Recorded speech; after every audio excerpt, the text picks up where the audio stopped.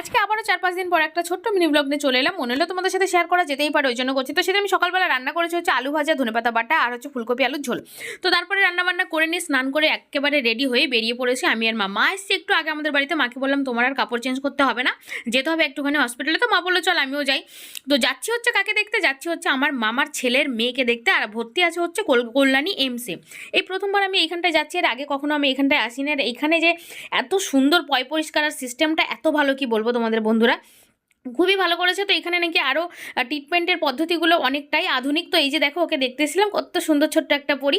তো জানি না ওর কিছু প্রবলেম আছে, হয়তো ভগবান করুক যেন ভালো হয়ে যায়। অত বিদেশ থেকে এখানটা এসছে, বুঝতেই পারছো অতটা দূর থেকে। তো ওকে দেখতে দেখতে আমাদের সন্ধ্যা হয়ে গেছিলো, যেহেতু ছোটোবেলা। তো তারপরে সবাই মিলে আবার বাড়িতে ফিরলাম। বোনও কিন্তু এসেছিলো। বাড়িতে এসে সবার লেগেছিলো হালকা পাতলা খিদে। তো তারপরে একটুখানি পোহা বানিয়ে নিয়েছিলাম। তারপরে রাত্রেবেলা কিছু ভাত ফাত রান্না করে খেয়ে দিয়ে এই যে সবাই একসাথে বসে আড্ডা দিচ্ছি। তো এই ছিল আমাদের সেদিনকার আপডেট। কেমন